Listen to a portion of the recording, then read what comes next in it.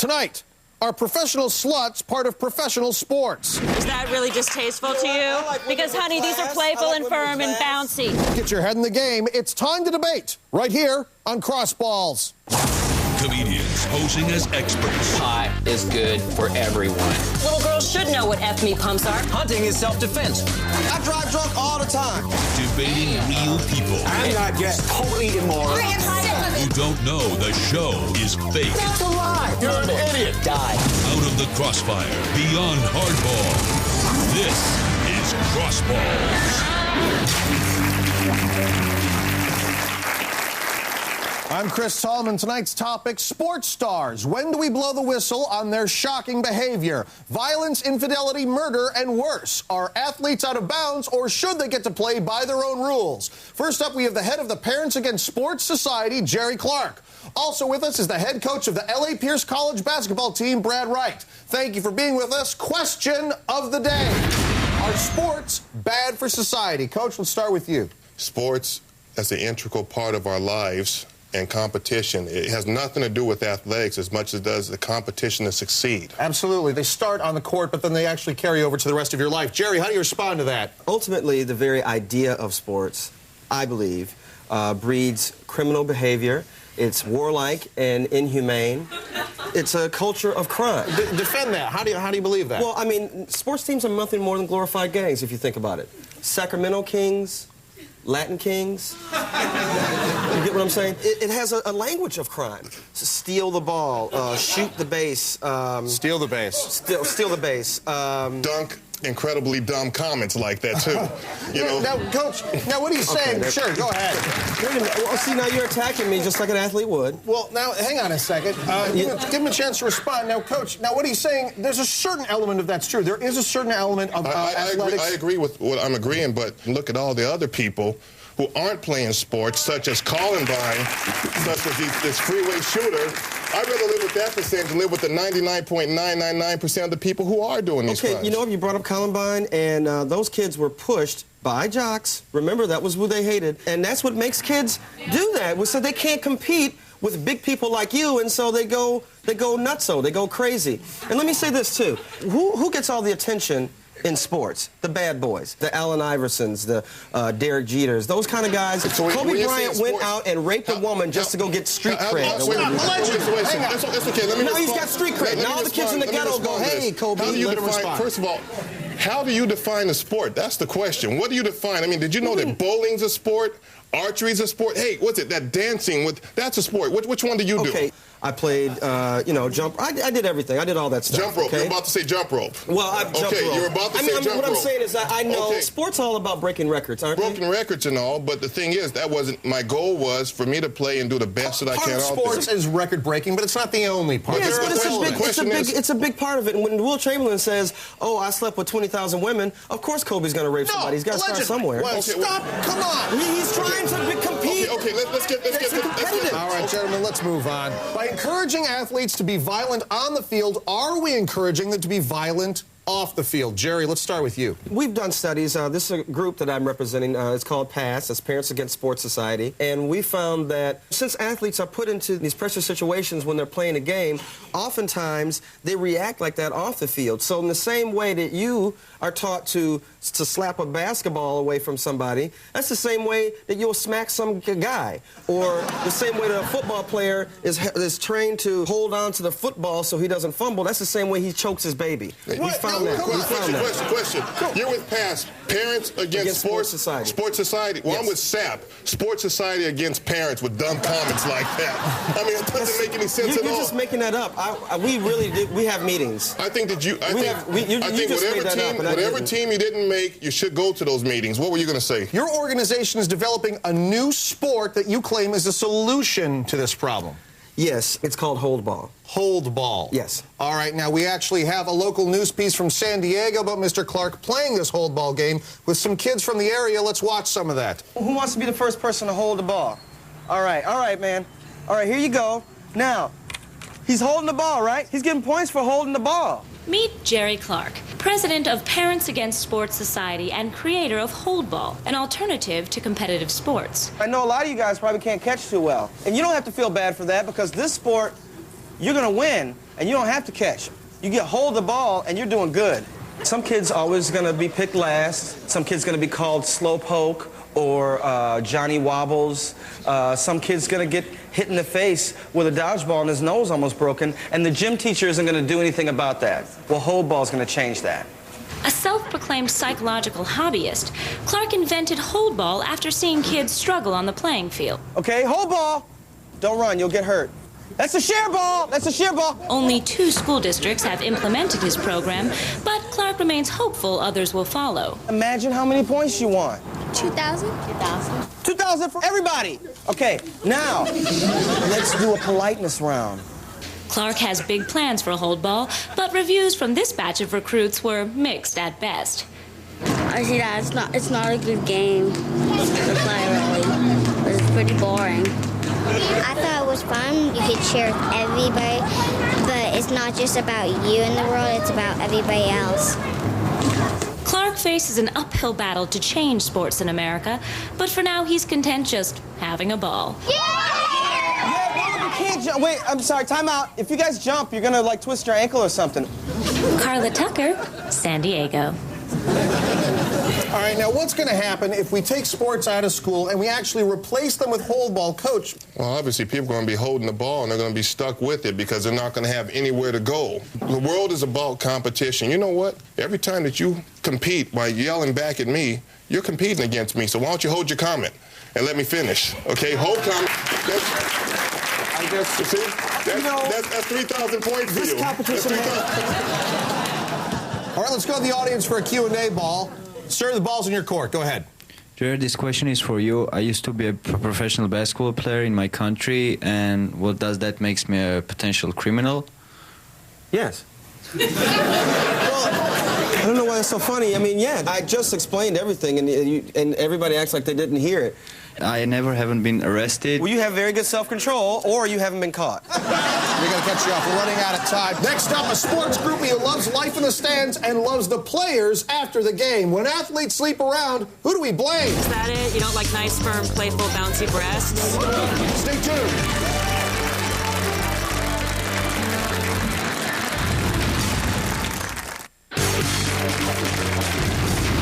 Welcome back. Tonight's topic, sports stars gone bad. There's no I in team, but there's a lot of them in infidelity. Why is adultery so common in professional sports? Joining us now is passionate NBA wife and fashion designer Jackie Christie, and the author of the Sports Groupie Handbook, How to Score a Player in One Season, Mary Grayson. Burning issue. How real is this groupie problem? Groupies need to be seen as a legitimate part of professional sports. It is a proven fact that an athlete will perform better if he has a preparation for the game of emptying himself of excess spermulate by sexing with women. That comes, you can laugh. That comes from Mike Tyson's lips. Now, hang on a second. There's like 7 things wrong with that. Okay, first of all, spermulate. Next of all, I mean, people know that an athlete actually is supposed to abstain. Groupies would not be necessary if the wives weren't failing their husbands. And that is a fact. Wait. Oh, but it's true. We are better at sex. We are better at makeup. We are better at making ourselves sexy and attractive to the men. Otherwise, if we weren't better at that, then they would be home with their wives, or they would be, with them every single second. Well, and they wouldn't have a chance to be tempted. Jackie, I'm a wife. First of all, sweetie, I would never want to be called a groupie. I'd rather be a lady out looking to find someone. If he's an athlete, a basketball player, football, whatever, dancer at a nightclub, whatever. A Holdball player? A Holdball player? All right, he's been making fun of me. This is my point. He's been making fun of me ever since we started, and I'm not even talking. I didn't even say anything. I showed the video, and that's all. I don't want to make fun of me. There's something slightly pathetic. All right, let's move on. Bottom line, ladies and gentlemen, groupies are demanding respect. Now, Ms. Grayson, why do you feel you deserve it as a groupie? I sometimes have to not just have sex, carry their guns, okay? I've had to carry their drugs. This is reality, folks. I have had to take the wheel, God forbid, in the event of a DUI arrest. No, hang on. That's illegal. What you're saying, carrying guns, drugs, drunk driving, you're helping them commit crime. Look, I love these men, and I will do whatever it takes, okay? See, Furthermore, Okay, how many times have I gotten busted for scoring crack? Chris, I do not smoke crack, nor do I condone it. Crack is way too ghetto for my taste, okay? But a lot of my boyfriends come from the ghetto. But guess what? When I get busted, the team acts like I don't exist. Guess who was holding it? I demand compensation. I'm talking about a salary. I'm talking about a pension. I'm talking about health benefits. I'm talking about equal time on the jumbo. You're coming in asking for a job. You're coming in asking for some kind of financial security and compensation. I mean, aren't you really just after money? Isn't that what this is? It's just a glamorized form of prostitution, basically. And I'm not calling her a prostitute, but that's what it would be if they compensated these people. You calling her You know, I mean, that's give me money for my... Sounds like you're calling her a prostitute. It did sound an awful lot like you were just calling me a prostitute. Don't do the holier than thou.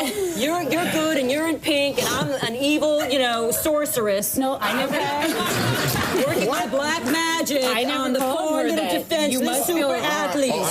I am sick of it.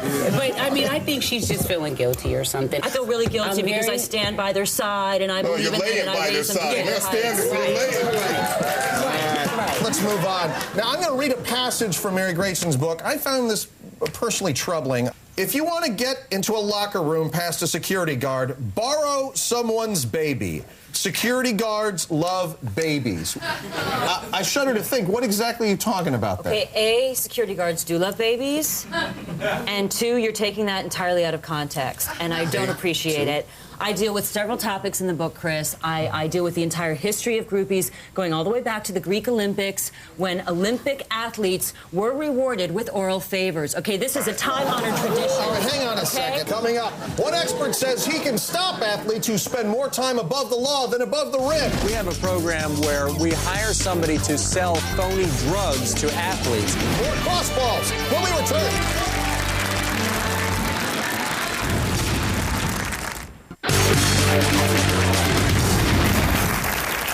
Welcome back. Tonight's topic, sports stars. Inbounds are out of control. These days, the sports page reads like a police blotter, but one organization is doing something about it. With us now via satellite is a representative from Best Foot Forward, a consulting firm that conducts the rookie transition week for the NBA and NFL, Andy Delaney. Mr. Delaney, what can be done to prevent these stars from becoming social misfits? Okay. Chris, let's not be naive. Best Foot Forward consults with professional sports teams to help their athletes with life skills. We coach them on media relations, fiscal responsibility, social responsibility. After this new crop of athletes comes through our system in the next 5 years, we guarantee there will be zero criminal activity in the NFL or the NBA. 0%. That is a big claim to make. Now, how does this work? Well, we have a number of very easy-to-learn strategies. Like, for instance, we have something we call the no, go, tell, yell strategy for dealing with groupies. And basically the way that it works is we tell athletes if a groupie propositions you, first thing you need to do is say no. I don't want to have sex with you, okay? And if the groupie is persistent, then you have to go, okay? Find your coach and tell your coach. There's a groupie in there that wants to have sex with me and isn't taking no for an answer. And if all else fails, sometimes, Chris, you have to yell and say, hey, I don't want to have sex with you. I told you already. All right? It's very similar to what we teach children in dealing with child molesters, because our view is that groupies are essentially athlete molesters. Well, that's tough talk. Does a plan like that actually seem effective? Coach, does it seem like something that's actually going to work in your experience? No, we're all human. You've got to deal with your own human sexuality. You can't row and go and no to somebody.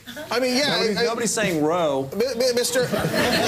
Mr. Delaney, it sounds like you're treating these athletes like children. Doesn't it seem a little simplistic to you? Well, hey, it's simple because it has to be. I mean, I'm not naive like your guest there. I mean, a lot of these athletes have a level of education about that of a 6-year-old. I mean, let's face it. Now, Mr. Delaney, you've also invented a LoJack-style tracking device for athletes. You taped a demonstration of your technology for our show. Let's play part of that now. Great. The Best Foot Forward program stresses player supervision by using the latest innovations in surveillance technology. Now, I'm here with Coach Ernesto Hernandez, and it's Rookie Orientation Week for his soccer team, Los Tigres del Norte. Right? All right. Practice let out just about an hour ago, and we are keeping track of where the rookies go. Now, this blip right here is defensive fullback Jaime Velasquez. He's been at that location for about 15 minutes now, so we click on it. we find that it's a private home, so we cross-reference the address, and we see that that's where Jaime's sister lives. So that's great. There's nothing wrong with that at all. Elsewhere, Moreno, Herrera, and Villarreal are all chilling at home. We love that. But we do have one player, Juan Jesus Robledo, who is in a known trouble spot. You see certain places like strip clubs and brothels and cockfighting establishments and ATV parks, jet ski rental houses. These are all highlighted in red. So, Coach, where is Juan Jesus right now? Well, Juan Jesus went straight to El Casa Loco, which is a really bad strip club. Now, what happened to your last player who spent some time at the Casa Loco? Well, he got into a fight over a hooker, and he broke his foot. That probably cost the team a lot of money, right? Yeah, maybe not as much as an American team. So. Well, true enough. Okay, so let's go pick him up. Sure. Is this a good solution? Is that any way to treat a human being, Jackie? Does that sound... I think that's invasion of privacy. It's invasion of privacy. Well, look, you know, whenever we have a new program, and we certainly did it with this program, we test it out in the Mexican leagues, and this one went extremely well. You're doing this to make money. How much money do you make? I make a fair amount of money and for who's consulting watching you? with these teams. Who's helping you? Yeah. I don't need to be watched. Okay? You are treating these men like animals. You're treating them like animals. We're not treating these men like animals. Look, this is the analogy that I like to make. If the circus came to town, you wouldn't let the lions and bears out freely out of their cages at night, and that's exactly what we're doing here. We're keeping tabs on the athletes. Now, you're keeping them locked up. It's wrong. We're almost out of time. Let's jump into the quick balls round. With so much athlete violence in the news, should we be doing something to protect ourselves? Quick balls, go, Andy. Yes, we are in talks with a hotel chain now. I can't name them, but they're everywhere. And they're talking about refitting some of their hotel rooms for traveling athletes. We're talking about having doors that only open from the outside. He just needs a supervisor to let him out, so they can't just go wherever they want. And bars on the windows to just keep them where we can see them and we know what they're doing. You're describing a human zoo. It's wrong.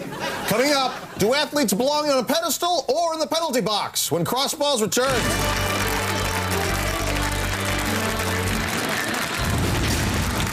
On the next Crossballs. Is the customer always wrong? The only thing I've ever noticed is the customer is always stupid. That's the common denominator. I'm not going to touch that. Welcome back. Tonight's topic, sports stars, gods or monsters? We're almost out of time. It's time for Foul Ball, where we take a look at something that's completely out of bounds. Now, we've obtained some incriminating footage from the NCAA. An athlete used a hidden camera to document the special treatment he was offered from a tutor paid by college alumni. It's a clip we like to call Tutor's Eye for the Sports Guy. Have a look.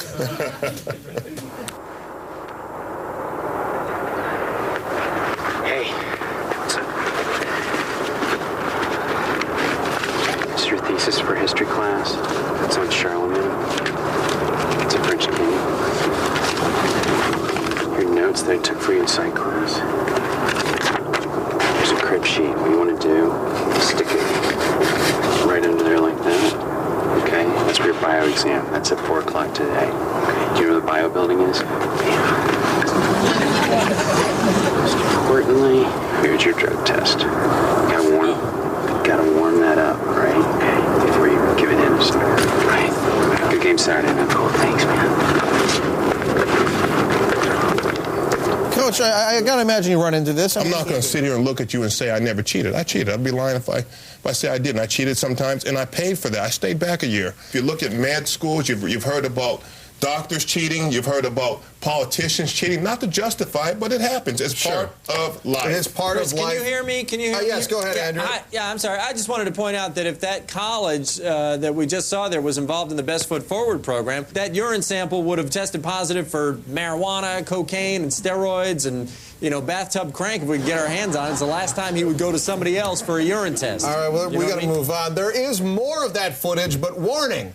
What you're about to see is shocking and may not be appropriate for young children. Let's take a look.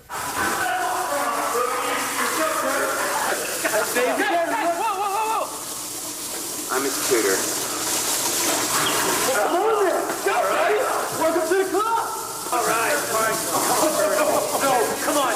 You can't do this to me. Welcome to the club. This will do. see something like this, the obvious question is, who do we blame? Jerry, let's start. Well, your coach? You're the tutor? That was you down there. Oh, so now I'm a homosexual. Now I'm going to get homosexually raped because I will not get raped. I'm not going to get raped. I'm not going to let anybody put a pine cone in my butt. You are the coach. You're pointing your finger at me. You're scaring me. Please. That would never happen under your rule. It would never, even with him, it would never happen. Chris? I'd like to just point out for a second that I don't think you even really need a low jack device. I think you just need a Jackie Christie in every locker room to make sure that everybody's on board. All right. You really do. And then you should pay me like she want to be paid. No, nice. Wow. All right. We'll see you next time when even more experts get caught between the cross. Go. I didn't ask my question. Johnny Wobbles. Johnny Wobbles. What are you doing? Hey, dude. What the hell was that? Jerry?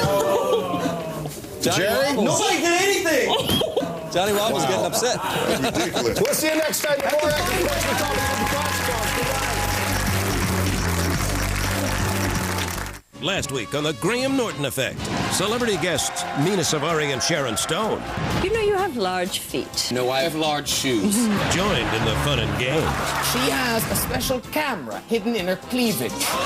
As these guys got busted. Not looking.